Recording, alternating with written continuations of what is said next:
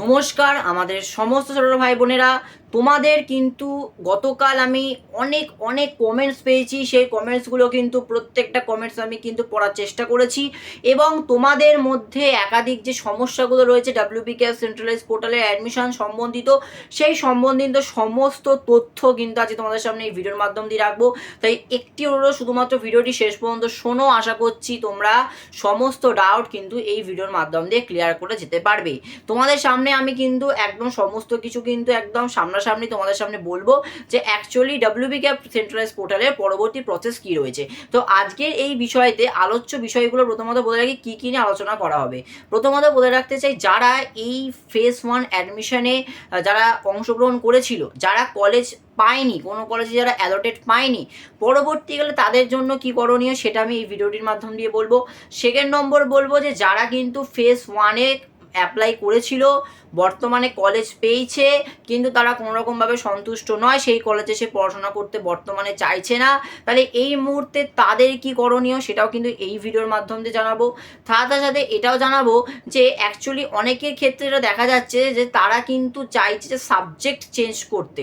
তো সাবজেক্ট যারা চেঞ্জ করতে চাইছে তাদের এই মুহূর্তে পোর্টাল দেখে কি কিছু করণীয় রয়েছে, নাকি সম্পূর্ণটাই তাদের কলেজ তাদের সাথে কোঅপারেট করবে, এই সমস্ত যে বিষয়গুলো রয়েছে এই সমস্ত বিষয়গুলো নিয়ে কিন্তু আজকের এই আলোচনা পর্ব হবে। সাথে আপগ্রেডেশন রাউন্ড নিয়েও কিন্তু একটা আলোচনা হবে। অনেকেই কিন্তু আপগ্রেডেশন রাউন্ড নিয়ে কিন্তু একটু কনফিউশনে রয়েছে, সেই কনফিউশনটাও কিন্তু আমি এই ভিডিওটির মাধ্যম দিয়ে সম্পূর্ণরূপে দূর করে দেওয়ার চেষ্টা করব। প্রত্যেক বছরের তোমাদের যদি আমি একদম রিগার্ডিং প্রত্যেক বছরের যদি আমি একদম নোটিশ বা প্রত্যেক বছরের যে প্রসেস যেটা হয় সেই অনুযায়ী তোমাদেরকে বলবো। প্রথম একদম টপিকে ফিরে আসি। প্রথম টপিক যেটা আমি আলোচনা করব সেটা হচ্ছে তোমাদের যে যারা এইবারই মেরিট লিস্ট বা ফেজ 1-এ যারা কলেজ পেল না, তাদের এই মুহূর্তে কি করণীয় রয়েছে।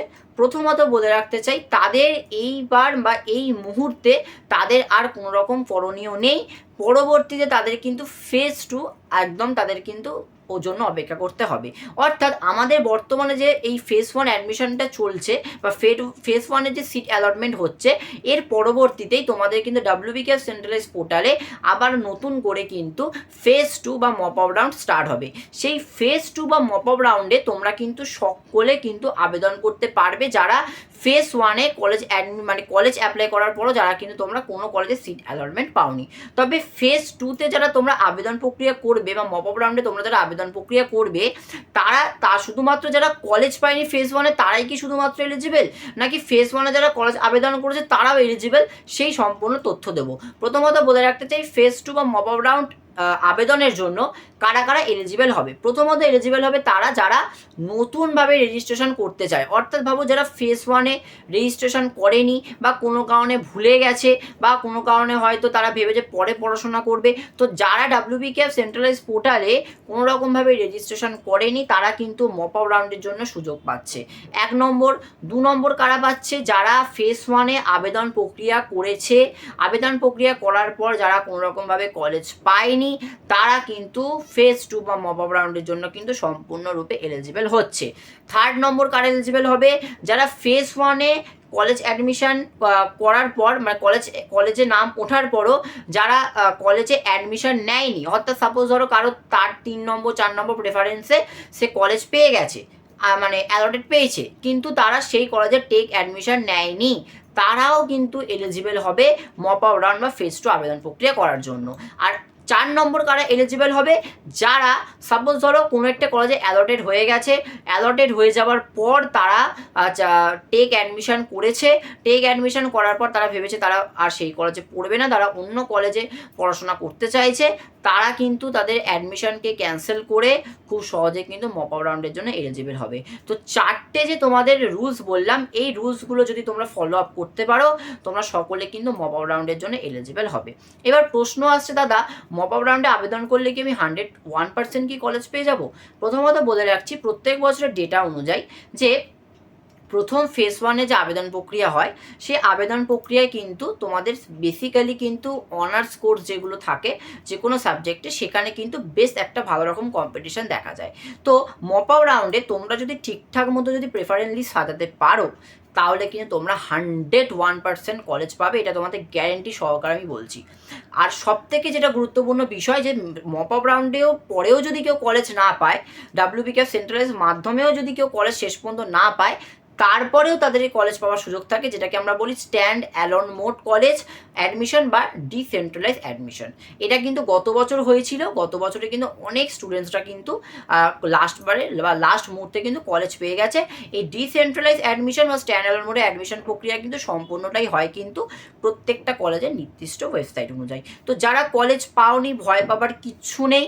তোমরা মেরিট লিস্ট, তোমরা তোমাদের যে কলেজগুলোকে অ্যাড করেছিলে সেই কলেজগুলোকে নিয়ে বা তোমরা যে কলেজগুলোতে তোমরা বর্তমানে এখনও নাম তুলতে পারোনি ফেজ 1 অ্যাডমিশনের পর, তোমরা এখন বর্তমানে শুধু ভাবো যে তোমরা অ্যাকচুয়ালি কোন কোন কলেজগুলোকে নিয়ে তুমি এগোতে চাইছো বা কোন কোন কলেজগুলোকে তুমি প্রেফারেন্স লিস্টে রাখতে চাইছো। আর আরেকটা কথা তোমাদের বলে রাখতে চাই, মপ আপ রাউন্ড কিন্তু সম্পূর্ণরূপে কিন্তু ফ্রেশ অ্যাপ্লিকেশন, অর্থাৎ সেখানে আলাদা করে হয়তো তোমাদের কোনো রকম রেজিস্ট্রেশন করতে হবে না যারা ফেজ 1-এ রেজিস্ট্রেশন করে রেখেছে, কিন্তু তোমরা তোমাদের কিন্তু প্রেফারেন্স লিস্ট আবার নতুন করে সাজাতে পারবে। অর্থাৎ এমনটা হবে না যে ভাবো ফেজ 1-এ 1 নম্বর 2 নম্বর 3 নম্বর 4 নম্বর 5 নম্বর পর্যন্ত তোমরা কলেজগুলোকে ভুলভাল সাজিয়ে ফেলেছিলে, বা সেই প্রেফারেন্স লিস্টে তোমরা কলেজ ফেজ 1-এ আবেদন করার পরও পাওনি। তো এমন কোনো ব্যাপার নেই, তোমরা নতুন করে কিন্তু মপ আপ রাউন্ড বা ফেজ 2-তে নতুন করে প্রেফারেন্স লিস্ট তোমার পছন্দের মতো কলেজ অনুযায়ী তুমি কিন্তু সাজাতে পারবে, সেই বিষয়ে কোনো রকম অসুবিধা নেই। এই বিষয়টা ক্লিয়ার হয়ে গেল। তো মপ আপ রাউন্ডের জন্য বা ফেজ 2-র জন্য কারা এলিজিবল সেটা তোমাদের বলে দিলাম। সেকেন্ড নম্বর একটা কথা আসি যে তোমাদের মধ্যে অনেকের একটা বিষয় আছে কাট অফ নিয়ে। প্রথমত দেখো, কাট অফ বলে মানে আমাদের যত জেআরএল যে কোর্সগুলোতে অ্যাডমিশন হয় সেখানে কাট অফটা খুব একটা কিন্তু ভ্যারি সেরকম করে না, কারণ কাট অফ ভ্যারি করে অনলি ফর যেগুলো এন্ট্রান্স এক্সাম, সেই এক্সামগুলোতে বেশি ভ্যারি করে, ঠিক আছে। কিন্তু তোমাদের যেটা সবথেকে বেশি ভ্যারি করে যে মেরিট ইন্ডেক্স। জেআরএল যে কোনো কোর্সে ভর্তির ক্ষেত্রে তোমাদেরকে যে মেরিট ইন্ডেক্সটা কিন্তু প্রচণ্ড ভ্যারি করে, কারণ মেরিট ইন্ডেক্স যার যত ভালো হবে সে কিন্তু তত তাড়াতাড়ি সেই কলেজে সুযোগ পাবে। তাও সম্পূর্ণটা কিন্তু কনফার্মলি বলা যায় না যে তুমি সেই মেরিট ইন্ডেক্সে তুমি কনফার্মলি কলেজ পাচ্ছ, কারণ মেরিট ইন্ডেক্স যার যত বেশি হবে সে তত তাড়াতাড়ি কলেজ পাওয়ার সুযোগ পাবে। এই যে কলেজ যে তাড়াতাড়ি যে পাবে এর ক্ষেত্রেও কিন্তু কয়েকটা বিষয় মনে রাখতে হবে। প্রথমত মনে রাখতে হবে যে তোমাদের সেই কলেজে সেই সাবজেক্টে কতগুলো সিট রয়েছে। ফেজ 1 অ্যাডমিশন প্রক্রিয়া হয়ে যাওয়ার পর কতজনের নাম ওঠার পর কতজন সেই কলেজে ভর্তি হলো, কতজন ভর্তি হওয়ার পর সেই কলেজ ছেড়ে বেরিয়ে গেল বা সেই সিটটা ছেড়ে বেরিয়ে গেল, এই সমস্ত কিন্তু বিষয়গুলোর ওপর কিন্তু নির্ভর করে তোমাদের কিন্তু পরবর্তীকালে কলেজ পাওয়ার ক্ষেত্রে। তো যার যত ভালো মেরিট ইন্ডেক্স থাকবে সে তত তাড়াতাড়ি কিন্তু কলেজ পাবে। সাপোজ আমি বলছি যে ধরো তোমাদের একটা যেটা বিষয় থাকে সেটা হচ্ছে সিএমআর র্যাঙ্ক বা জিএমআর র্যাঙ্ক।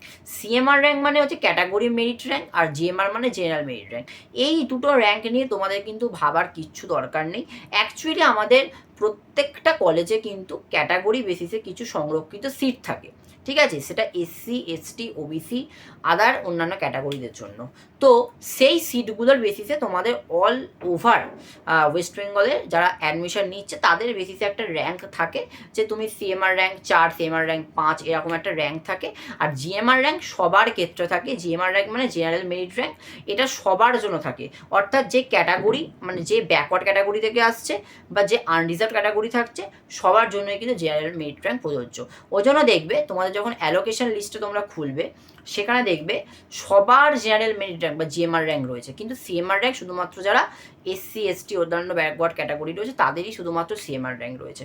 অর্থাৎ যারা ব্যাকওয়ার্ড ক্যাটাগরি থেকে আসছে তাদের জিএমআর সিএমআর দুটো র্যাঙ্কই থাকবে, আর যারা আনরিজার্ভ ক্যাটাগরি রয়েছে তাদের শুধুমাত্র জেনারেল মেরিট র্যাঙ্কটা থাকবে। তো জিএমআর সিএমআরটা কিন্তু কোনো রকম বড় ব্যাপার নয়, বড় ব্যাপার হচ্ছে তোমাদের মেরিট ইন্ডেক্সটা কিন্তু বেস্ট রাখার।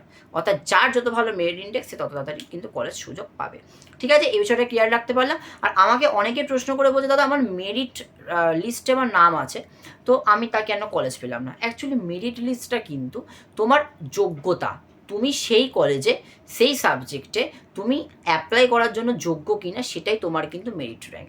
অর্থাৎ কারোর মেরিট ইন্ডেক্স 300 হোক বা কারোর মেরিট ইন্ডেক্স 150 হোক, সবারই কিন্তু মেরিট লিস্টে নাম থাকবে, কিন্তু অ্যালোকেশন লিস্টটাই হচ্ছে বেস্ট। মানে অ্যালোকেশন লিস্টটাই হচ্ছে সব থেকে ভাইটাল তুলনায় মেরিট লিস্টের থেকে। কেন? কারণ অ্যালোকেশন লিস্টে ঠিক করবে যে তুমি তোমার চাহিদা মতো তুমি তোমার কোর্সে সেই কলেজে সিট পাচ্ছ কি না। তাই allocation list is most vital than merit list. Okay, তো তোমাদের এই দিকটাও কিন্তু খুব ভালো করে দেখতে হবে। তাই অ্যালোকেশন লিস্টটা সবাই দেখবে, merit list is not matter for your admission. Okay, তো এই বিষয়টা আমি ক্লিয়ার করতে পারলাম। সাবজেক্ট চেঞ্জের ব্যাপারে যদি বলি, সাবজেক্ট চেঞ্জ তোমরা কোনোরকমভাবে কিন্তু WBCAP সেন্ট্রালাইজ পোর্টাল দিয়ে করতে পারবে না। তোমাদের কিন্তু পরবর্তীতে যদি একান্তই সাবজেক্ট নিয়ে প্রবলেম থাকে, তোমাদের কিন্তু পরবর্তীতে মক আপ রাউন্ড বা ফেজ 2তে তোমাদের কিন্তু অ্যাডমিশন নিতে হবে। ঠিক আছে, এই বিষয়ে কিন্তু কলেজ কোনো রকম কিন্তু তোমাদের সাথে এই মুহূর্তে কোঅপারেট করবে না। It is clear. আর একটা কথা বলে থাকি, আপগ্রেডেশন রাউন্ডে নিয়ে একটু বলে থাকি, আপগ্রেডেশন রাউন্ডে যদি তোমরা চাও যে ধরো কারো 4 নম্বর প্রেফারেন্সে নাম উঠেছে, তো 4 নম্বর প্রেফারেন্সে যাদের নাম উঠেছে সে চাইছে সে 1 নম্বর 2 নম্বর কলেজে ভর্তি হওয়ার জন্য, তারা অবশ্যই টেক অ্যাডমিশন নিয়ে তোমরা কিন্তু আপগ্রেডেশন রাউন্ডের জন্য এলিজিবল হবে। কিন্তু কেউ যদি এমন থাকে যে সে হয়তো কলেজ অ্যালট পেয়ে গেছে কিন্তু অ্যাডমিশন নেয়নি, সে কিন্তু কোনোরকমভাবে আপগ্রেডেশন রাউন্ডের জন্য এলিজিবল হবে না। ঠিক আছে, ইট ইজ ক্লিয়ার। অর্থাৎ নিচ থেকে তোমরা উপরের দিকে খুব সহজে যেতে পারবে, কিন্তু ওপর থেকে নিচের দিকে কিন্তু আসা কোনোরকমভাবে এই মুহূর্তে ফেজ 1-এ সম্ভব নয়। আর কেউ যদি চাও যে নতুন করে ফেজ 1-এ প্রেফারেন্স লিস্ট সাজাতে, সেটাও তোমরা পাবে না। সমস্ত সুযোগ তোমাদের কিন্তু শুরু হবে ফেজ 2 বা মক আপ রাউন্ড থেকে। তো তোমরা একদম নিশ্চিন্তে থাকো, তোমরা সবাই 101% কলেজ পেয়ে যাবে। আমি আমাদের চ্যানেলের মাধ্যম দিয়ে সমস্ত ভিডিও তোমাদের সামনে প্রোভাইড করে দেবো। শুধুমাত্র চ্যানেলটাকে সাবস্ক্রাইব করে রাখো। কীভাবে কী প্রেফারেন্স লিস্ট সাজাতে হবে, কীভাবে কী সিট দেখবে, কোর্স দেখে সমস্ত কিছু তোমাদের গাইডেন্স আমি তোমাদের এই চ্যানেলের মাধ্যমে প্রোভাইড করে দেবো। কীভাবে তোমরা তোমাদের মক আপ রাউন্ড বা ফেজ 2তে নতুন করে প্রেফারেন্স লিস্ট কলেজগুলো সাজাবে, সেটাও কিন্তু সমস্ত গাইডেন্স আমাদের চ্যানেলের মাধ্যমে প্রোভাইড করা হবে। তো আজকের জন্য এইটুকু। পরবর্তীকালে অন্যান্য ইম্পর্টেন্ট টপিকস নিয়ে আবার ফিরে আসবো। যারা ভিডিওটি দেখছেন তাদেরকে জানি অসংখ্য ধন্যবাদ।